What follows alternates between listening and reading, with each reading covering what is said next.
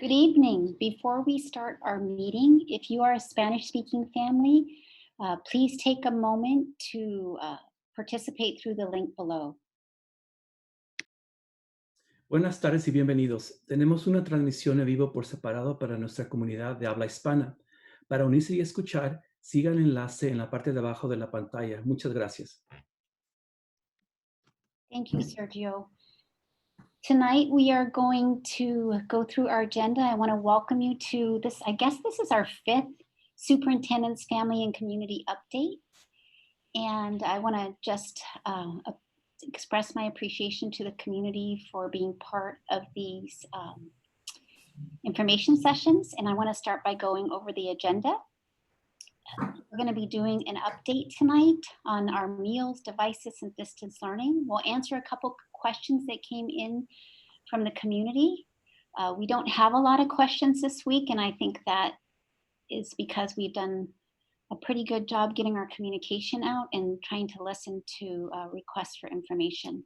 And then we'll finish it up with what many are waiting for, some information around our graduations and promotions. To start us off, we actually are going to go right to our District Superintendent, Dr. David Hansen. Thank you. Thank you, Mrs. Carmenday, and welcome again to all of you this evening. Want to excuse our board president, Mrs. Kathy Alavi. She has been with us all our other meetings. However, she's also involved in the California Teachers Credentialing Board, which oversees all teacher credentialing up in Sacramento or San Jose, and she's been in an all-day meeting.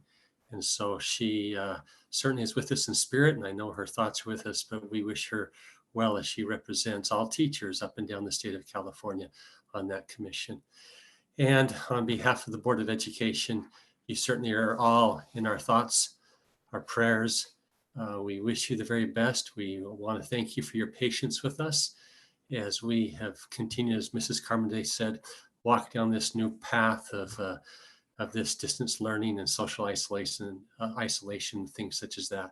We wish you the best. We hope you're staying healthy and happy and taking care of yourselves and your families. And this evening, as Ms. Carmenday said, we're going to go over a few items, and we promised you that tonight we would share with you our decisions regarding end-of-year activities, graduations, promotions, other events. And we shared that with our board this last Tuesday evening. But first, let me just update you on some of our statistics. Next slide, please, Jeff. Just to report on our meals.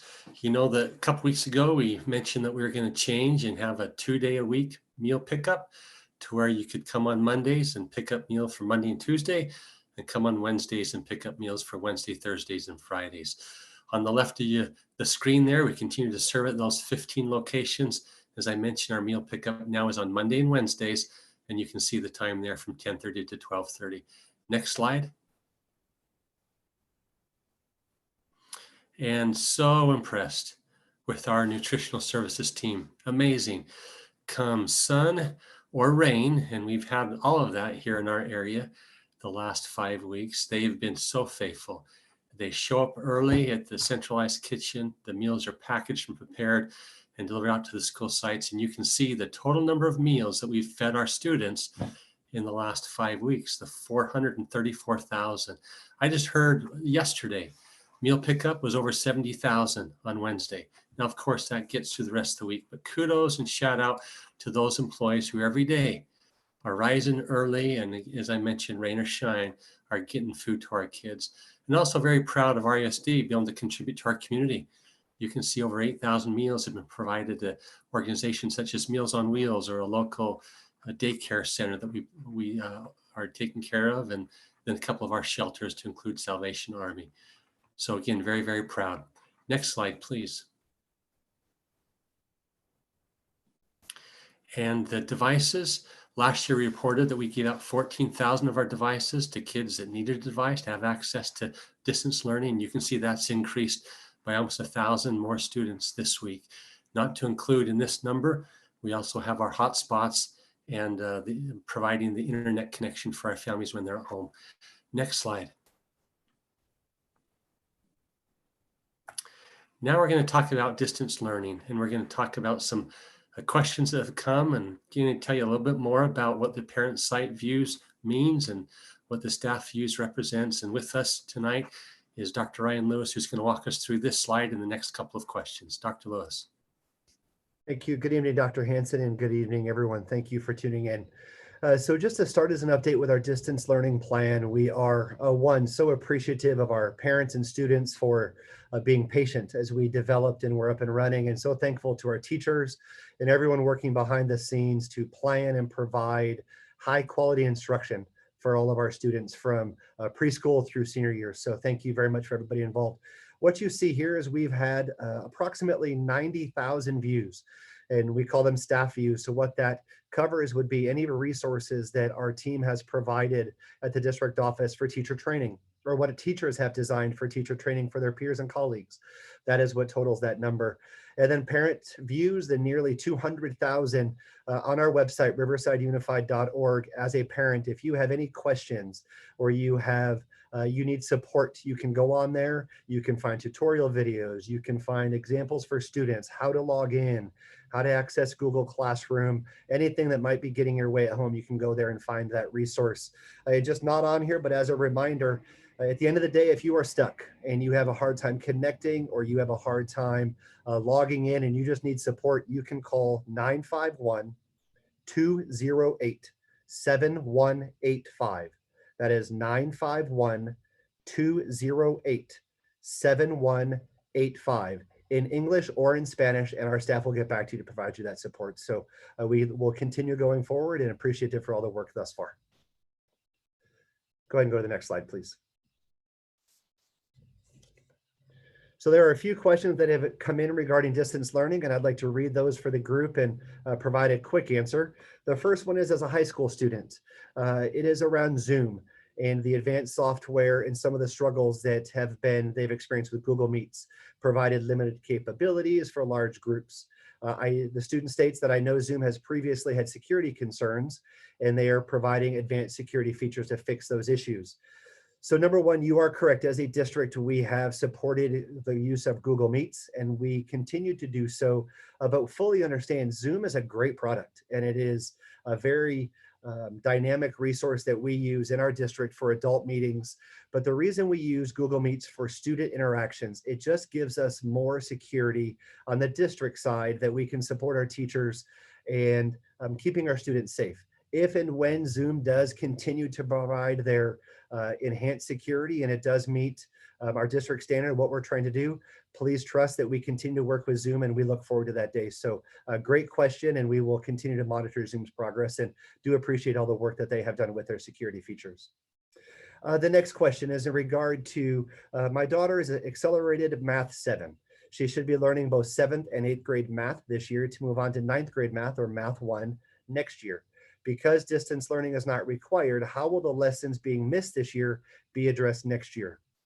And I would say, as a parent, that is something we have concerns in all classes and all grade levels. This is a trying time, and we are working, and our teachers are working hard with their students to stay connected, but we know that level of engagement and that level of time will not match what is happening in our classrooms.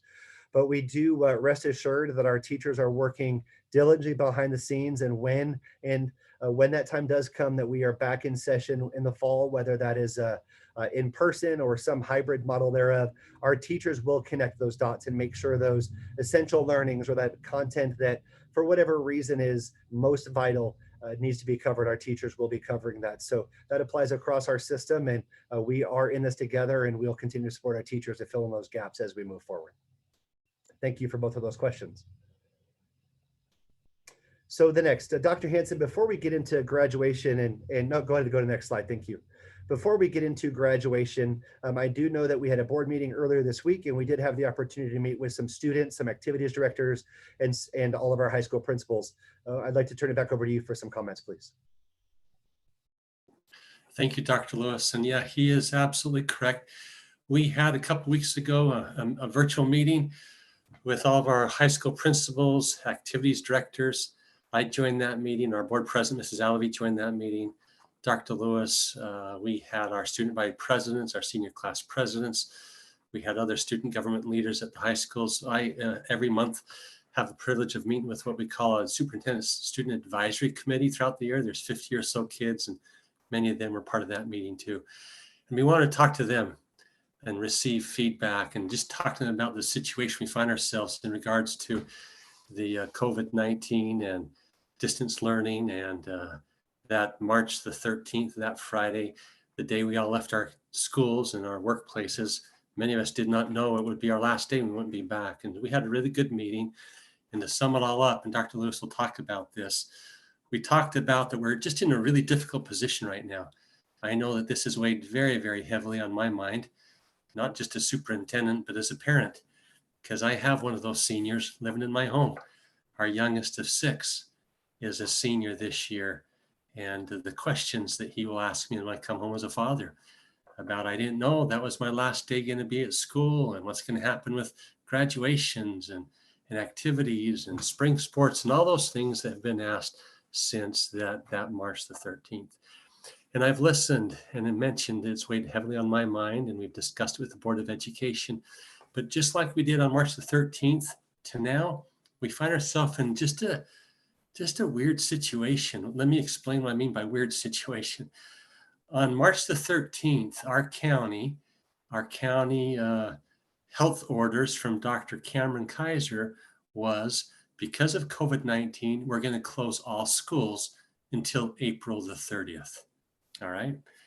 And that happened, as I mentioned, back in March, I guess it was. And so here we are, closing schools down till April the 30th. We're hoping maybe we could get back in place the 1st of May and get life back to normal.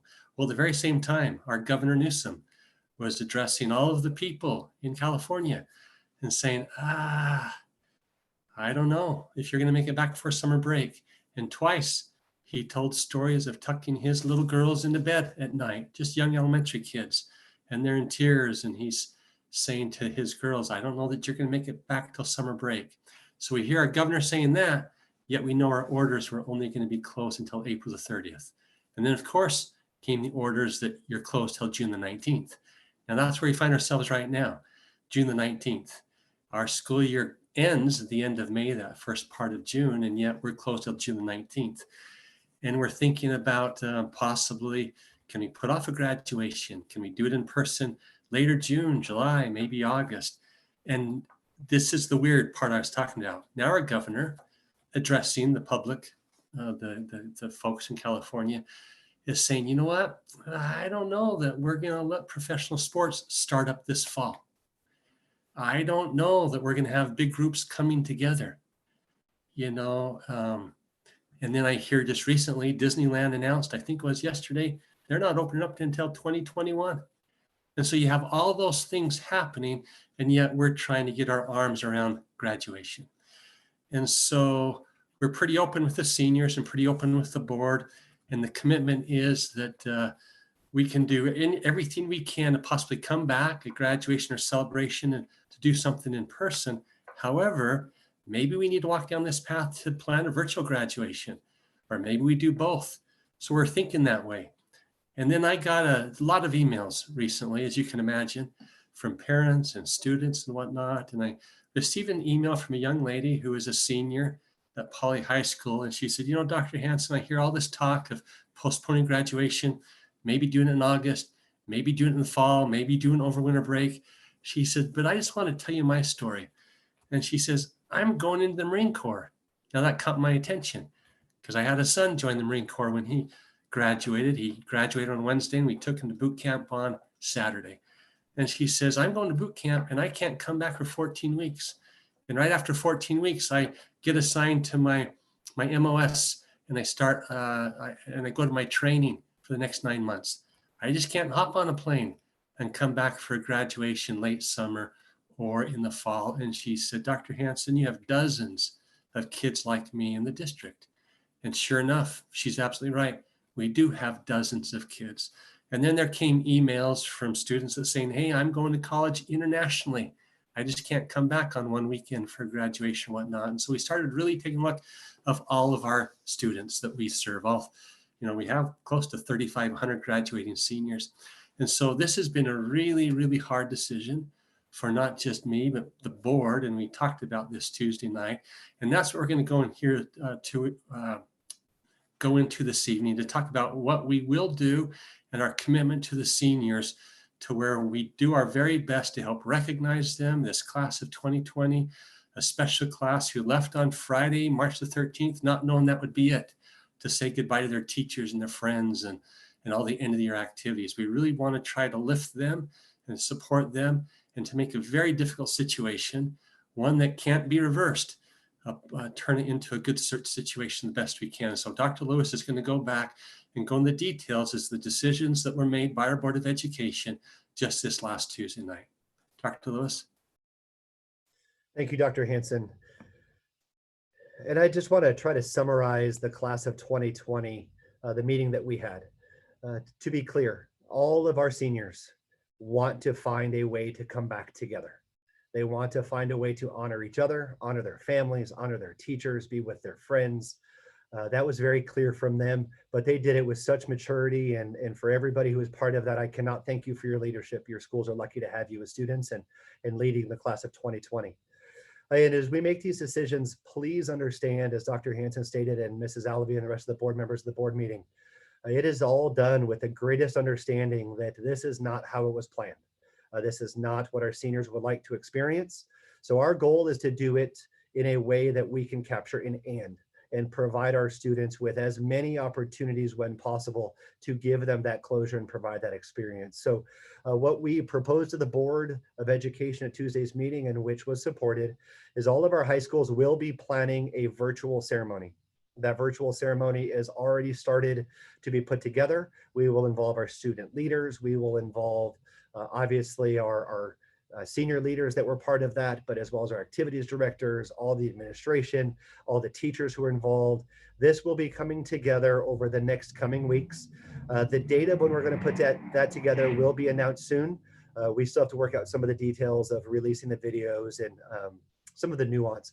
But what you can expect to see is there we will have our student speeches that will be recorded and that will be published. We will have a slide for our students where they will be able to honor their achievements, their recognitions or their awards or a message. We are planning to include a short video, 10 to 15 seconds, where each student can capture a message and put that out to the community. And then there will be a closing, like always, and then that will come back together and be produced as a video. And that video will then be shared on via YouTube. There will be a release date for that video that we will be giving to our community as soon as we know what that date is by high school. And that will involve all of our comprehensives, all of our alternatives, all of our students who are graduating. And then lastly, they will receive a keepsake and they will have a digital copy of that graduation to hold on to.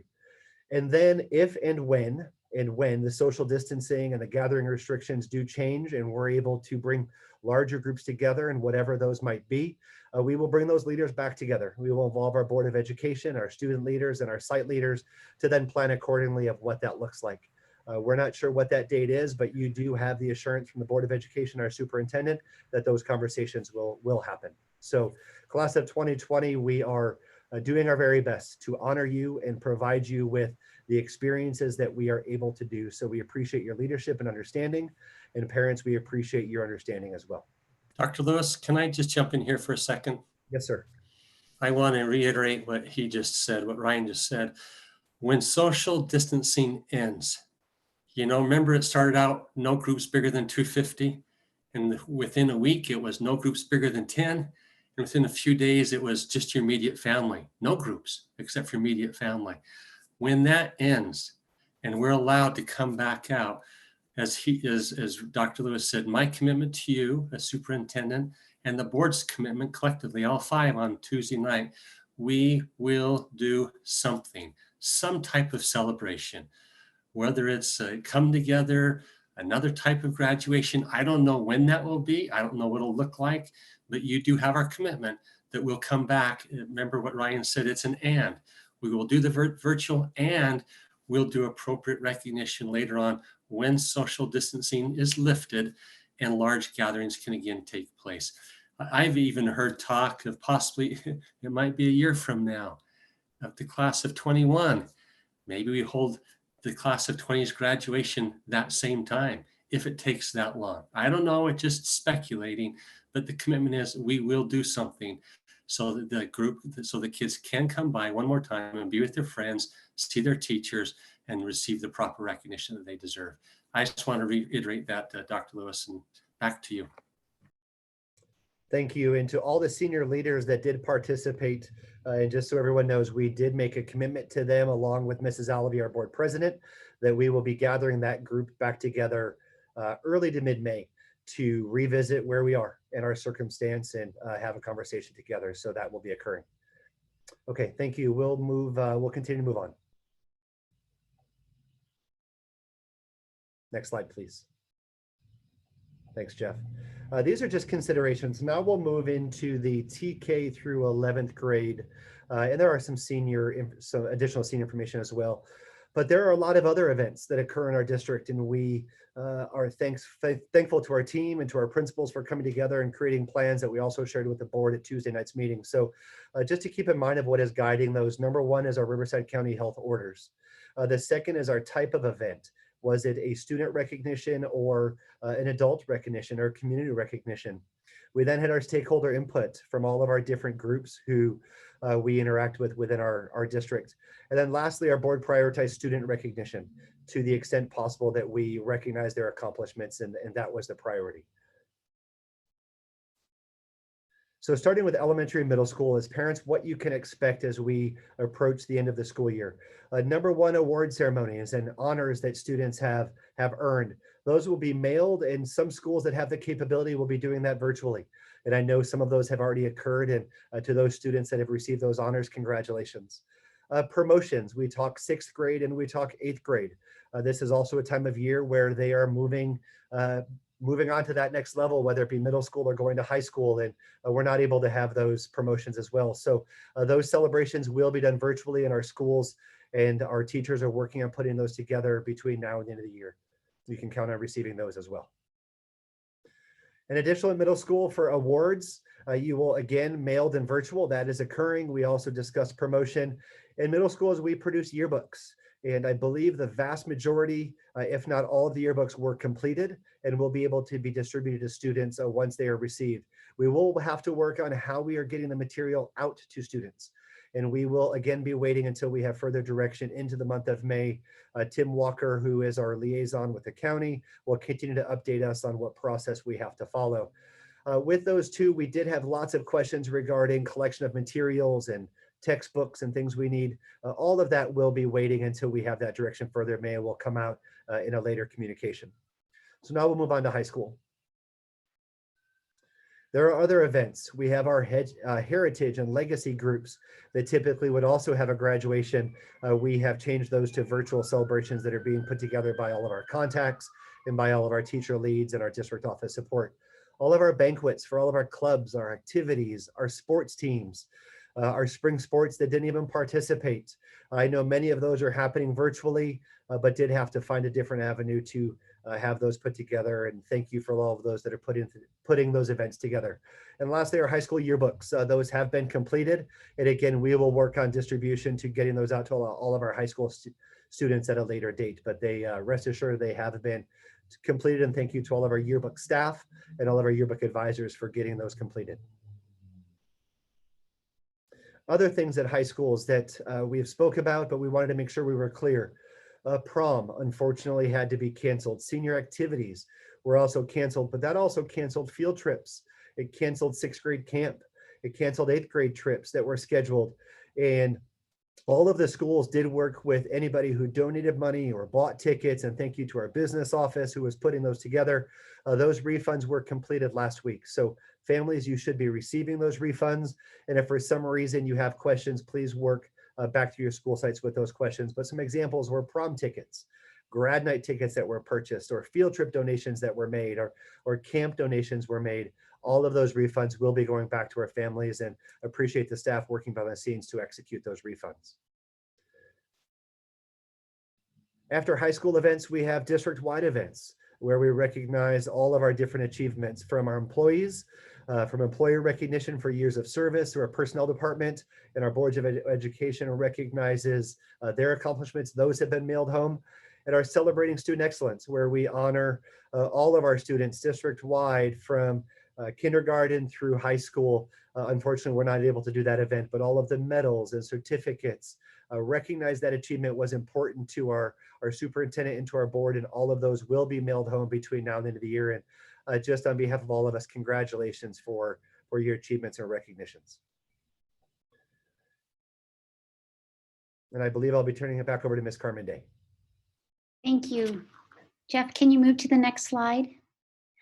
I think you can hear just how close to our heart is that we can lift up our students and provide the recognition that you all deserve.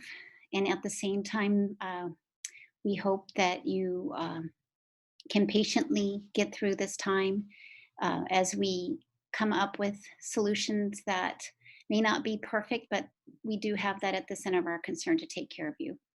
Our next meeting for the community outreach actually is to be determined. We would have it at 6:30 p.m., but we're going to take a pause and see if there's some topics that come up in the future, and then we'll let you know when that meeting is held. I am pretty excited though, because we're looking at a webinar structure for the future, and you'll be hearing more about that.